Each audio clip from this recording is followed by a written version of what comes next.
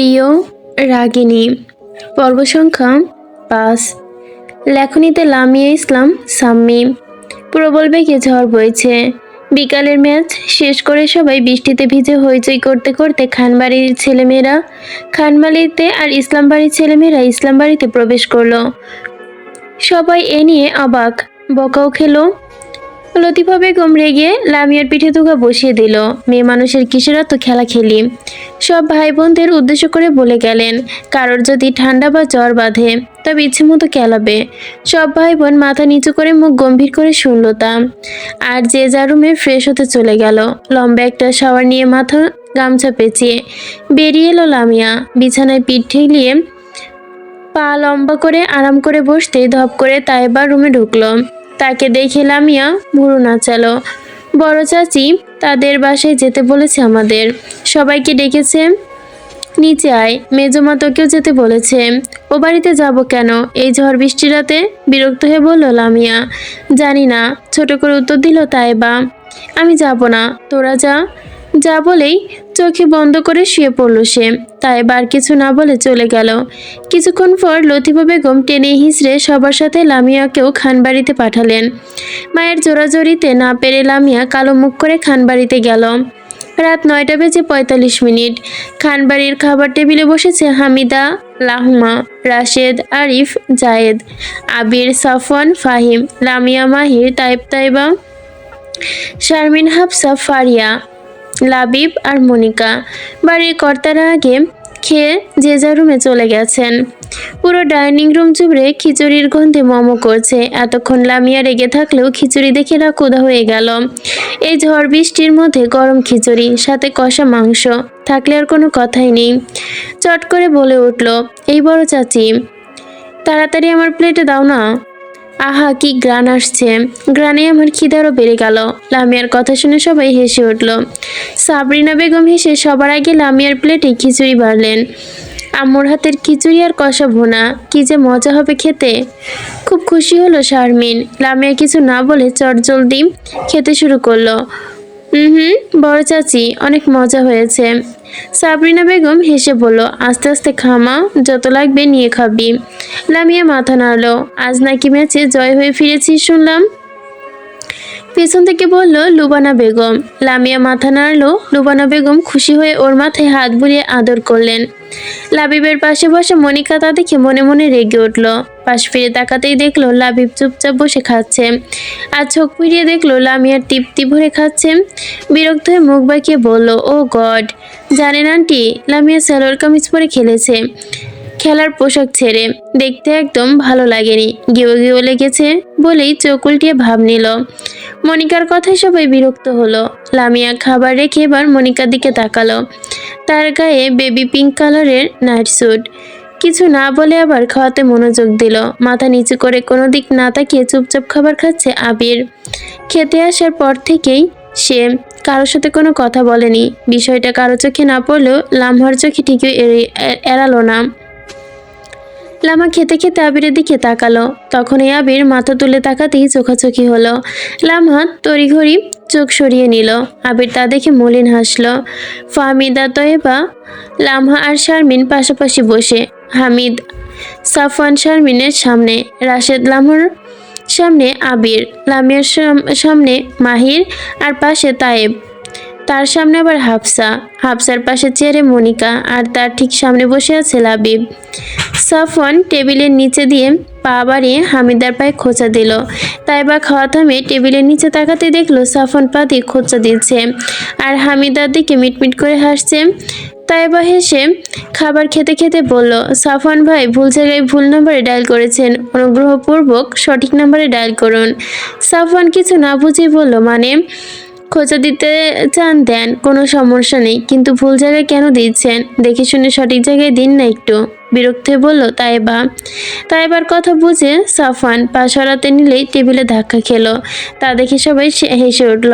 শারমিন হাসতে হাসতে গলায় খাবার আটকে খ্যাক খ্যাক করে কাশতে লাগলো।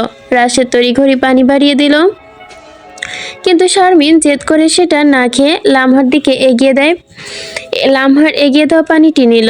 রাশেদ কিছু না বলে খাওয়ায় মনোযোগ দিল। আবার সবাই তা দেখেও কিছু বলে না। হাসি মজার মাঝে ভরে ওঠে ডাইনিং টেবিল। মনিকা সেটা দেখে রাগে গজগজ করছে, কেউ তাকে পাত্তাই দিচ্ছে না। লাবিবের দিকে তাকাতেও দেখলো সে হালকা হেসে খাচ্ছে। তখনই নেকা কণ্ঠে বলল, লাবিব, আর খেতে ইচ্ছে করছে না? লাবিব তাকিয়ে বলল, আর একটু খেয়ে নাও। মনিকা খুশি মুখে বলল, তাহলে সকালের মতো খাইয়ে দাও। লাবিব কিছু না বলে খাওয়াতে লাগলো। মনিকা বাঁকা হেসে লামিয়ার দিকে তাকিয়ে দেখালো সে খাবার খাচ্ছে। বাইরে বৃষ্টি তখনও থামেনি। খাবার শেষ করে সবাই হলরুমে বিশ্রাম নিচ্ছে। হাসি মজায় জমে উঠেছে পরিবেশ। মনিকা লাবিবের একদম গা ঘেঁষে বসে, পারে না তো একদম কোলে উঠে বসতে। লাবিব বিরক্ত হলেও মুখে কিছু বলল না। ঠিক তখনই ফোন আসলো। লাবিব উঠে চলে গেল। এদিকে রাশেদ সবার কাছ থেকে বিদায় নিল। ভাই বোনদের নিয়ে নিজেদের বাড়ি চলে গেল। বৃষ্টি যেন আজ শপথ ধরেছে, আজ সে থামবে না। মেঘ গর্জন করছে গুমুর গুমুর করে। ডুপ্লেক্স বাড়ির চারদিকে কালো পোশাকে পড়া লোকেরা দাঁড়িয়ে আছে হাত বড় বড় বন্দুক নিয়ে। গুটগুটে অন্ধকার রুমের জানালার সামনে উদাম গায়ে দাঁড়িয়ে আছে এক সুঠাম দেহের পুরুষ। স্যার, একটু একটু খবর পেয়েছি। সে এখন বাংলাদেশে আছে, বলল নিহির। আর স্যার, আর কোনো খবর এখনো পাইনি। তাহলে খুঁজে বের করো সে কোথায় আছে আর তার দুর্বলতা কি। আমি তো মানুষের দুর্বল জায়গায় আঘাত করতে ভীষণ পছন্দ করি, বলে বাঁকা হাসলো। জি স্যার, বলে চলে গেল নিহির। নিহির বেরিয়ে যেতেই একজন মেয়ে রুমে ঢুকে দরজা আটকে দিল। পুরুষটি এগিয়ে এসে মেয়েটির দিকে তাকায়। No interest, get out. মেয়েটি মুখ ভার করে চলে গেল।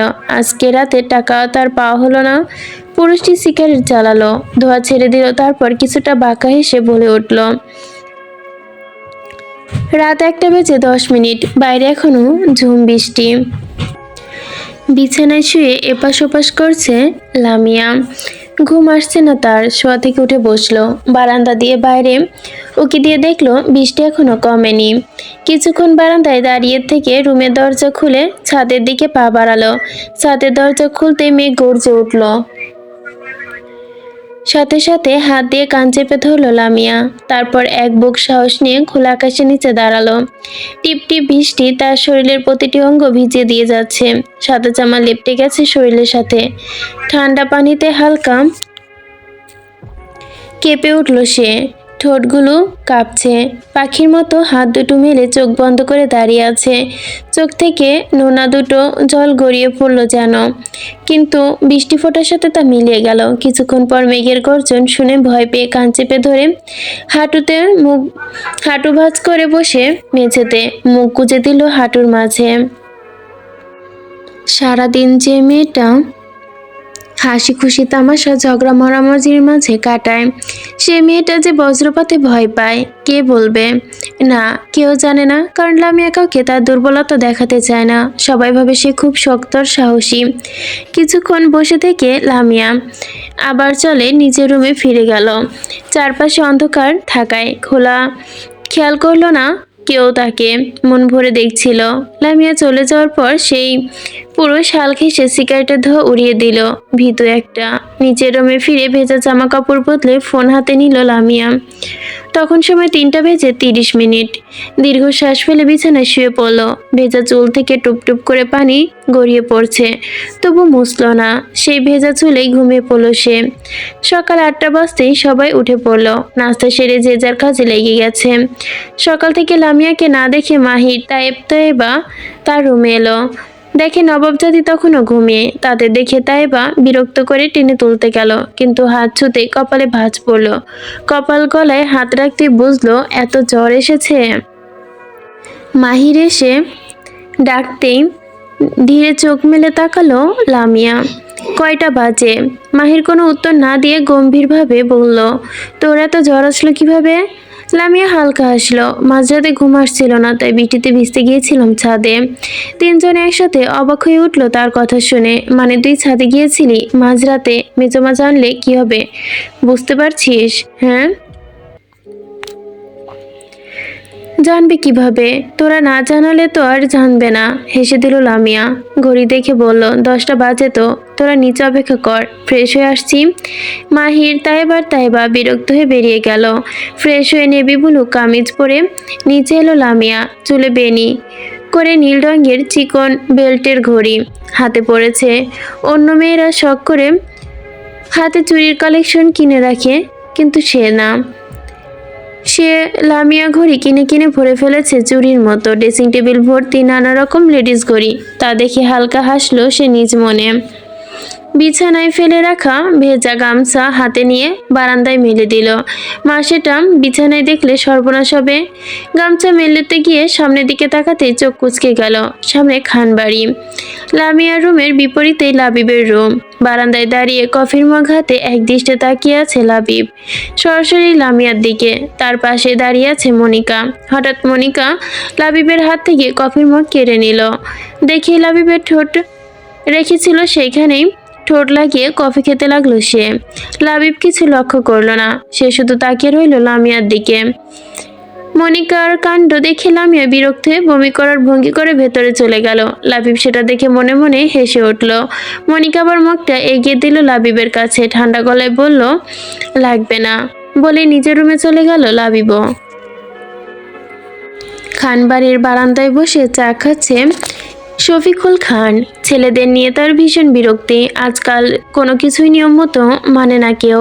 বুড়ো কোচকে কাপটা হাতে নিয়ে চায়ের কাপ থেকে ধোঁয়া উঠছিল তখনও। ঠিক তখনই বাড়ির দরজায় ট্রিং টিং করে কলিং বেল বেজে উঠল। শফিকুল খান বিরক্তি ভঙ্গিতে দরজার দিকে উঠে গেল, মনে মনে গজগজ করলো, এ সময় আবার কে এলো? দরজা খুলে ধুম করে ঝড়ের বেগেই এক হাঁক ছুড়ল, যেন হাঁপাতে হাঁপাতে মুখ ভরা শব্দে বলে উঠল, দুজন নাই। হঠাৎ এমন আওড়ালো শফিকুল খান চমকে উঠল, আতঙ্কে পায়ে লাফিয়ে উঠল সে। বুকে হাত দিয়ে থুতু করে নিল। কোথায়? হকার কোথাও বিরতি না দিয়ে পটারপট বলতে লাগলো, ঢাকাতে আর নারায়ণগঞ্জে। বুড়ো কুঁচকে গেল শফিকুল খানের, কণ্ঠে ভারী করে বলে, কিভাবে? হকার আবার পটর পটর করে উত্তর দিল, দলি ও দলি। গণপিটুনিতে একজন আহত আরেকজন নিহত। আমি আসি, আসসালামু আলাইকুম বলেই ঝড়ের বেগে দৌড়ে বেরিয়ে গেল হকার। দরজার সামনে দাঁড়িয়ে স্তব্ধ রইল শফিকুল খান। কিছুক্ষণ পরে ধীরে দরজা লাগিয়ে দীর্ঘশ্বাস ফেলে আবার নিজের আসনে গিয়ে বসে। কাপের ভেতরে ঠান্ডা হয়ে যাওয়া চায়ের দিকে একদৃষ্টে তাকিয়ে রইল তিনি। নাসির কে ইন্ডাস্ট্রি কোম্পানির 11তলা বিল্ডিংয়ে মিটিং রুমে বসে কোম্পানির ওনার নাসির কায়সার এবং তার সাথে অপেক্ষা করছে সবাই। সকাল 10টা বাজতেই কোম্পানির গেট দিয়ে সারি সারি কালো গাড়ি প্রবেশ করলো। সব গাড়িতে গেট খুলে বেরিয়ে এলো কালো পোশাক পরা কিছু লোক। মাঝখানের গাড়ি থেকে দ্রুত পায়ে নেমে দরজা খুলল নিহির। ঠিক তখনই গাড়ি থেকে নেমে এলো সুঠাম দেহের অধিকারী ফর্সা এক পুরুষ। গায়ের রং সাদা ধবধবে ফর্সা, চোখে সোনালি রং, ঢেউ যেন চুলকানো। সাদা শার্ট ইন করে কালো প্যান্টের মধ্যে ঢোকানো, শার্টের বোতামগুলো লাগানো, তাও উপরে টুকু একটু ফাঁকা। ধবধবে ফর্সা বুক দেখা যাচ্ছে, বুকে সূর্যে ট্যাটু করা, তাতে যেন মেয়েদের প্রেমে পড়ে যাবে নিশ্চিত। পাশ থেকে নিহির বলল, স্যার চলুন, সবাই অপেক্ষা করছে। লোকটি বাঁকা এসে হাঁটতে হাঁটতে বলল, যে কাজ দিয়েছিলাম সে হয়েছে কি? জি স্যার, তবে তার দুর্বলতা এখনো পাইনি, খুব তাড়াতাড়ি খুঁজে পাবো। লোকটি আর কিছু না বলে মিটিং রুমে চলে গেল। মিটিং রুমে হালকা পাতলা কথাবার্তা চলছিল। অনেক বিরক্তি হয়ে চুপচাপ বসেছিল, কেউ কেউ বারবার ঘড়ির দিকে তাকাচ্ছিল। হঠাৎ তখন দরজা খুলে গেল। দরজার মৃদু শব্দে সবাই স্তব্ধ। দরজার দিকে তাকাতে ফরমাল পোশাকে নিহির প্রথমে প্রবেশ করে। তার পেছনে এলো সুদর্শন পুরুষ। রুমে নিঃশব্দ নীরবতা, সবার চোখে ভয়। তার উপস্থিতিতে সবার ভেতরে যেন কম্পন তুলে দিয়েছে। আস্তে ধীরে তিনি নিজের চেয়ারে বসে। সবাই বসতে বলে, নিহিরের দিকে তাকায়, মিটিং শুরু করো। টেবিল সোজা মাঝ বরাবর বসে তিনি এক এক করে সবার দৃষ্টি ফেলল তার দিকে। হঠাৎ নিহির তার হাত থেকে ফোন বাড়িয়ে দিল তার দিকে।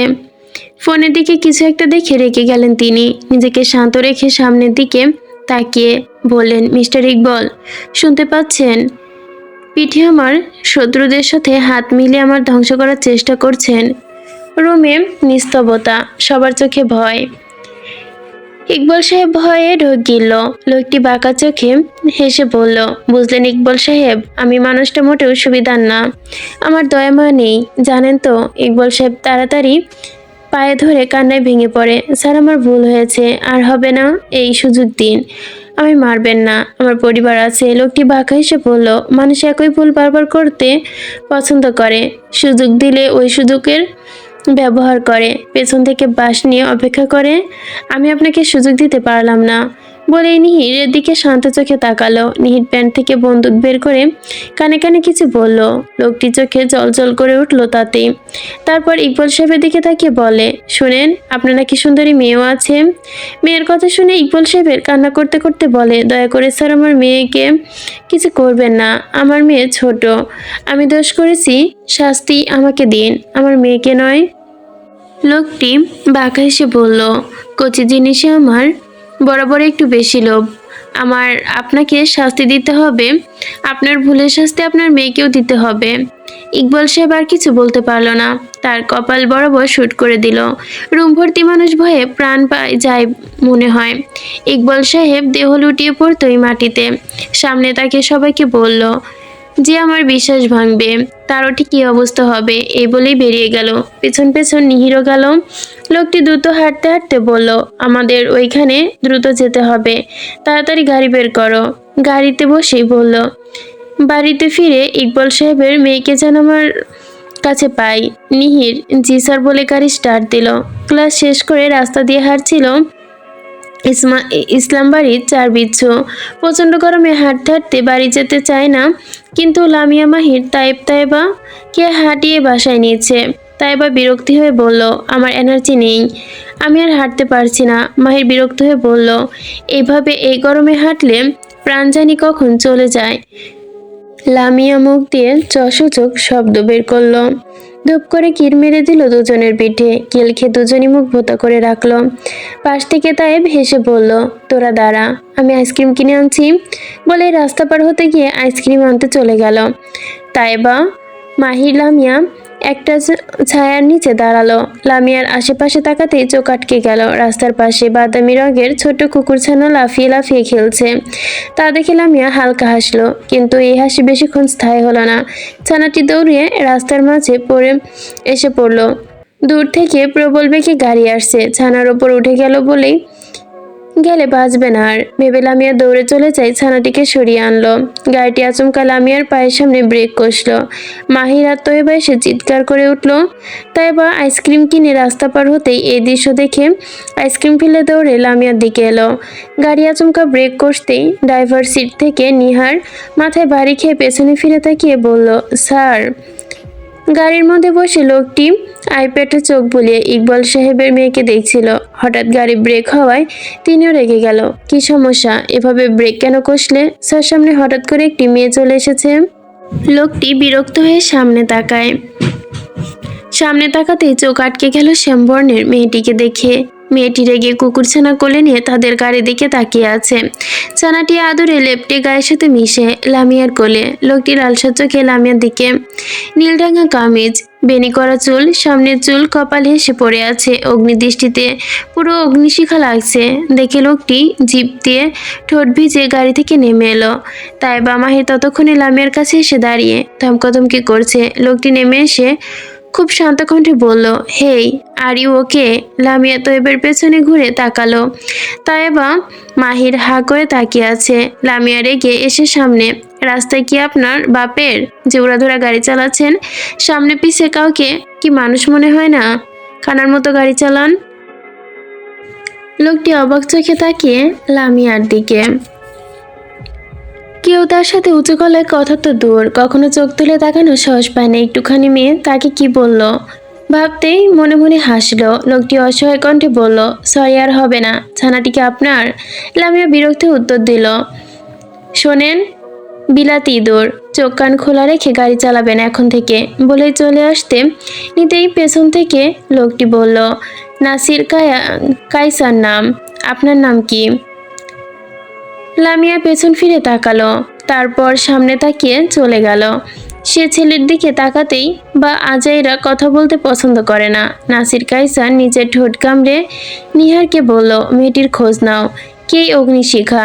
একদিন বা এক রাত এই ব্রাউনের সাথে যেভাবে হোক আমি থাকতে চাই বলে গাড়িতে উঠে চলে গেল নিজের গন্তব্যে। বাড়ির গেটের সামনে দাঁড়িয়ে আছে ইসলাম বাড়ির 4 বিচ্ছু। লামিয়া ভয়ে ভয়ে কুকুরছানাটি কোলে নিয়ে বাড়ির ভেতরে প্রবেশ করলো। তার পেছন পেছন মাহির, তায়েব, তায়েবা হলরুম জুড়ে প্রবেশ করতে মা চাচিরা বসে গল্প করছে। লামিয়া তাড়াতাড়ি ওড়না দিয়ে কুকুরছানাটিকে মুড়িয়ে নিল। মাহির, তায়েব, তায়েবা দ্রুত লামিয়াকে আড়াল করে সিঁড়ি দিয়ে উঠতে চাইতেই লতিফা বেগম হঠাৎ পেছন থেকে ডেকে উঠলেন, এভাবে চোরের মতো রুমে যাচ্ছিস কেন? আবার কি করলি? তার কথায় মুখ শুকিয়ে গেল যেন। তোতলে তোতলে মাহির বলল, কিছু না তো মেজমা। লতিফা বেগম ছোট্ট করে চোখ সন্দেহহীন দৃষ্টিতে তাকিয়ে। ঠিক তখনই রাশেদা বেগম বললেন, থাক না মেজো, যেতে দে ওদের। লতিফা বেগম কিছু না বলে ঘুরে চলে গেলেন। ওরা 4 জন একে অপরের দিকে তাকিয়ে হাঁপ ছাড়ল, তারপর দৌড়ে ছাদের দিকে উঠে গেল। Breaking news. Detective mister Falcon আর তার টিম গভীর জঙ্গলে একটি গুদামঘর থেকে 100 জন নারী পাচারকারীকে হাত থেকে উদ্ধার করেছে। 2 জন পাচারকারীকে আটক করেছে পুলিশ। অন্ধকার ঘরের ভেতরে বসে থাকা এক ব্যক্তি টিভিতে নিউজ শুনে বাঁকা হেসে বলল, সবে তো শুরু হলো মিস্টার কাইসার, সামনে আরো অনেক কিছু বাকি আছে। হাঁটু পর্যন্ত প্যান্ট উঠিয়ে পুকুরের সিঁড়িতে পানিতে পা ডুবিয়ে মন খারাপ করে বসে আছে আবির। হালকা বাতাসে সিল্কি ছোট ছোট চুলগুলো উড়ছে তার। মন খারাপ? কারো কণ্ঠে ঘাড় ঘুরে তাকালো আবির। হালকা বাতাসে চুলগুলো তখন উঠছিল তার। লামিয়া দাঁড়িয়ে আছে, তাকে দেখে হাসলো। লামিয়া ধীরে ধীরে এসে আবিরের পাশে দূরত্ব বজায় রেখে বসলো।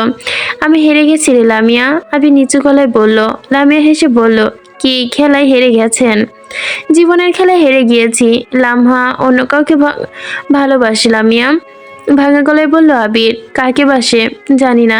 জানতে চাননি কাকে ভালোবাসে? না। দীর্ঘশ্বাস ফেলল লামিয়া, বলল, আমরা অভিমান করে অনেক সময় অনেক কিছুই বলি। খোঁজ নিয়ে দেখেন অভিমানে বলা কথাগুলো সেগুলো সত্যি হয় কিনা। কিন্তু লামা কাকে ভালোবাসে সেটা কিন্তু আপনার জিজ্ঞেস করা দরকার ছিল। আবির কপাল ভাঁজ করে নিয়ে বলল, জানাটা কি খুব জরুরি? আপনার ভালোবাসার মানুষটি কাকে ভালোবাসে সেটার খোঁজ না অবশ্যই আপনার জরুরি।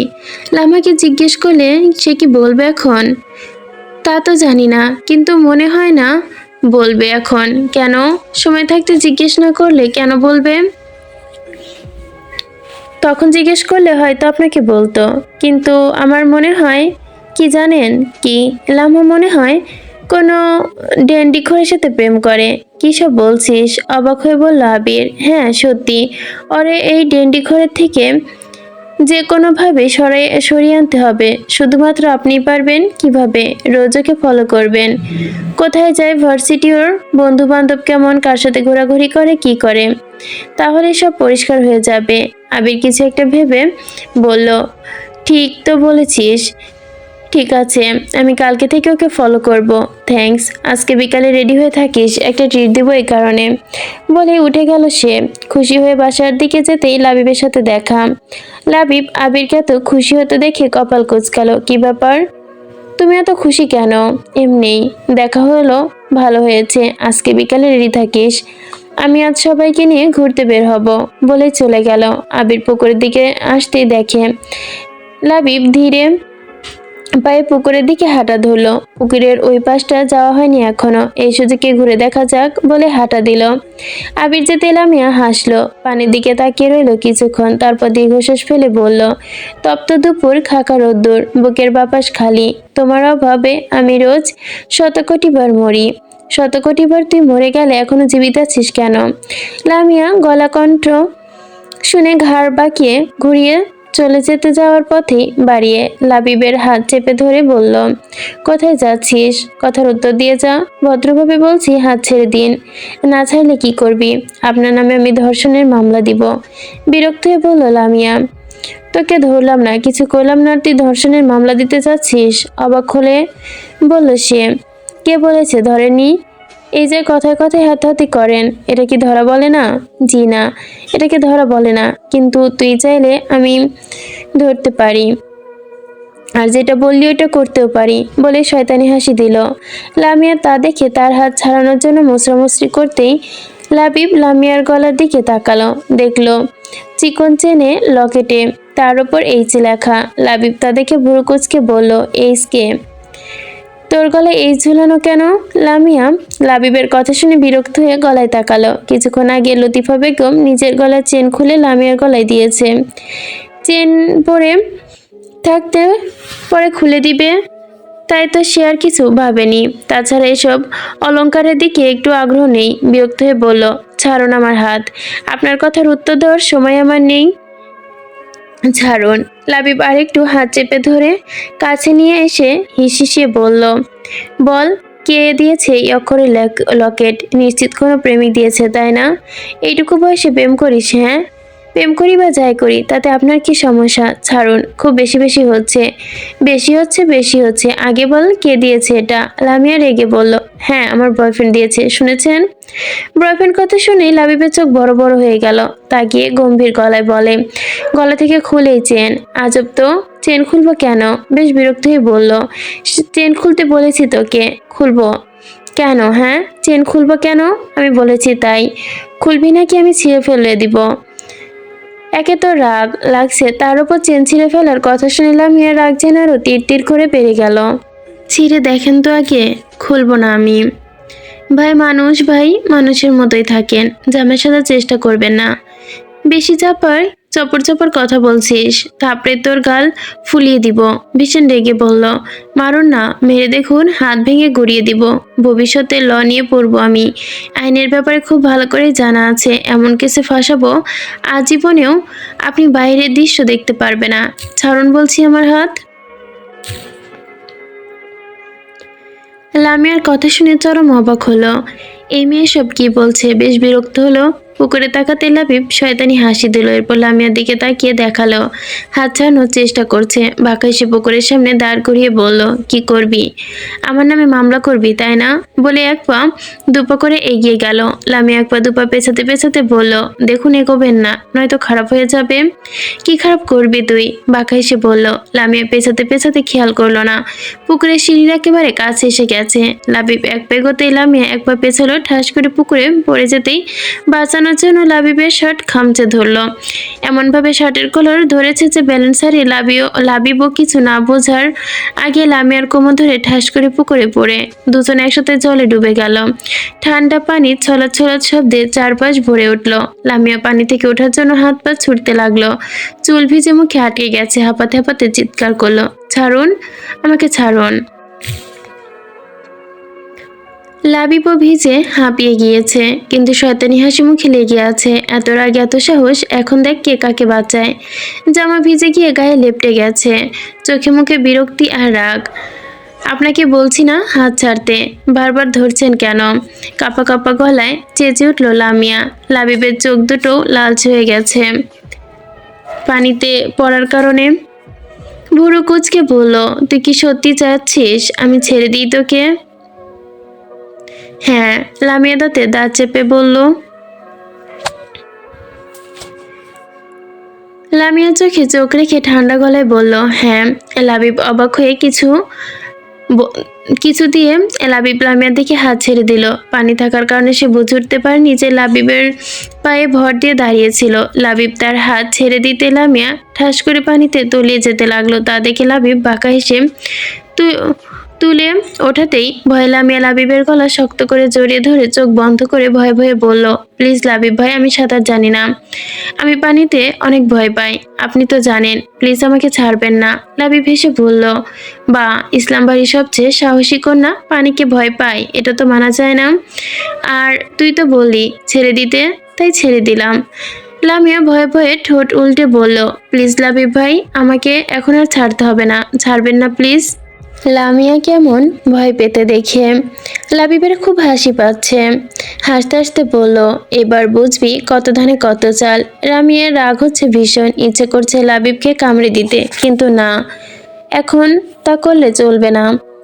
লাবিব আবার পানিতে চুবিয়ে দিতে পারে, নিজের রাগ কন্ট্রোল করাই এখন জরুরি। অসহায় কণ্ঠে বলল, প্লিজ লাবিব ভাই, পানি থেকে তুলুন আমাকে, আমার ভীষণ ভয় হচ্ছে। লাবিব শয়তানি হেসে এক ঝটকায় লামিয়ার হাত সরিয়ে ফেলে দিল গলা থেকে। তা দেখে লামিয়া চোখ খুলে তাকালো, দেখলো লাবিব শয়তানি হেসে তাকিয়ে আছে তার দিকে। কিছু বলতে যাবে তার আগেই লামিয়া আবার পানিতে তলিয়ে যেতে লাগলো। লাবিব তা দেখে হেসে উঠল। লামিয়া হাত পা ছুটতে ছুটতে বলল, লাবিব শুধু হাসছেই। পেছন থেকে হামিদা চিৎকার করে বলল, লাবিব ভাই, আমার ওকে তুলে ধর, লামিয়া তলিয়ে যাবে। পানি তোর প্রচুর ভয়। লাবিব পেছনে ঘুরে দেখলো তার সব ভাই বোন দৌড়ে আসছে। সামনে তাকাতে দেখলো লামিয়া নেই। আতকে উঠে লাবিব পানিতে ডুব দিলে ততক্ষণে ইসলাম বাড়ির ছেলে মেয়ে আর খান বাড়ির ছেলে মেয়ে সবাই উপস্থিত। সবার চোখে ভয়। অবশেষে লাবিব পানি থেকে মাথা তুলল। লামিয়া ভয়ে ওর গলা শক্ত করে জড়িয়ে। লাবিব ভেবেছিল ও সাঁতার জানে, কিন্তু এই অপদার্থ যে এখনো শেখেনি কে জানে। লামিয়া লাবিবের গলা জড়িয়ে জোরে জোরে নিঃশ্বাস ফেলছে। গলা থেকে মাথা তুলে তাকাতেই লাবিবের দিকে রাগি চোখে তাকিয়ে দুপুরের রোদের আলোয় লামিয়ার মুখে পড়েছে। হালকা বাদামি চোখের মনি চলচল করে উঠছে। লাবিবের টনক নড়ল, হালকা স্মৃতি নজরের সামনে ভেসে ওঠে। লাবিব ঝাড়া দিয়ে লামিয়ার থেকে তাকে ছাড়ালো। লামিয়া পারছে না এই চোখ নিয়ে অমনকে তাকে গিলে ফেলতো। এরকম শাস্তি দেবার পরেও মেয়েটার রাগ আর তেজ কমেনি। লাবিব বাঁকা এসে লামিয়ার কোমর থেকে নিজের হাত সরতে ভয়ে আবার গলা জড়িয়ে ধরে লামিয়া। লাবিব পেছন ঘুরে দেখলো সবাই। লাবিব সুস্থ দেখে লামিয়া সুস্থ আছে দেখে যে যার মতো কথা বলছে। সুযোগে লাবিব ওর কোমর শক্ত করে চেপে লামিয়ার হাতে কামড় দিল। লামিয়া ছটফট করে উঠল। ব্যথায় চোখ মুখ কুঁচকে নিল লামিয়া। নিজের হাতে বড় বড় নখ দিয়ে লাবিবকে খাপলে ধরলো। লাবিব কানে কানে ফিস ফিস করলো, এখন খামচি শোধ আমি তুলবো। লামিয়া বাঁকা আসলো। লাবিব রেখে তাকিয়ে লামিয়ার চোখে টেনে পানি গলা পর্যন্ত ডুবিয়ে, এখন কি ওই শিকদার বাড়ির ছেলে মেয়েদের মতো তোর এই শরীর ভিজিয়ে দেখার ইচ্ছে হচ্ছে? লামিয়া রেগে বলল, কিসের ফালতু কথা বলছেন? লাবিব শিকদার বাড়ির ছাদের দিকে ইশারা করতেই দেখা গেল শিকদার বাড়ির বড় ছেলে প্রত্যয় তাকিয়ে আছে। তা দেখে লামিয়া লাবিবের দিকে তাকালো। বিরক্ত হয়ে বলল, লাবিব, এখন কি বাংলা সিনেমার মতো আপনি নিজের শার্ট খুলে আমার গায়ে জড়িয়ে দিবেন? আর আমারও তো শরম লাগে, ঠিক না? যদি তুই নজর দিস তখন। লামিয়া মুখ বাঁকিয়ে ওনা দিয়ে নিজের শরীর ঢেকে নিল। এরপর লাবিবের দিকে তাকিয়ে বলল, আমাকে ধরে নিয়ে চলুন। বলে সামনে তাকাতেই দেখলো তায়েবা আর মাহির ক্যামেরা ধরে দাঁড়িয়ে। লামিয়া ভুরু কুঁচকে তাকালো, পেছন থেকে ঘুরে লাবিবের দিকে তাকিয়ে বলল। লাবিব হাত বাড়িয়ে তাকে তুলে নিল। লামিয়া তা দেখে চোখ বড় বড় করে ফেলে। সিঁড়ি বেয়ে সামনে উঠে আসছে। সবাই হাসছে। তা দেখে লামিয়া এক পা দু পা ছোটাছুটি করতে করতে বলল, ছাড়ুন আমাকে, নামান বলছি। চুপচাপ থাক, নয়তো এবার চুবিয়ে আনবো। লামিয়া কিছু না বলে চুপচাপ রইল। ভেতরে ভেতরে ভাবছে এবার বেঁচে ফিরুক, তারপর এক একটাকে দেখে নিবে সে। ভাবতে চুপ হয়ে গেল। লাবিব সিঁড়ি দিয়ে নেমে এসে লামিয়াকে নামিয়ে দিল। মেয়েরা তাড়াতাড়ি এসে ওকে ধরে গোল করে নিয়ে গেল বাড়িতে। ছেলেরা তাকিয়ে আছে লাবিবের দিকে। লাবিব তাদের দেখে ডোন্ট কেয়ার ভাব নিয়ে চলে গেল। তা দেখে লামিয়া সরু চোখে লাবিবের যাওয়ার দিকে তাকিয়ে হেসে উঠল।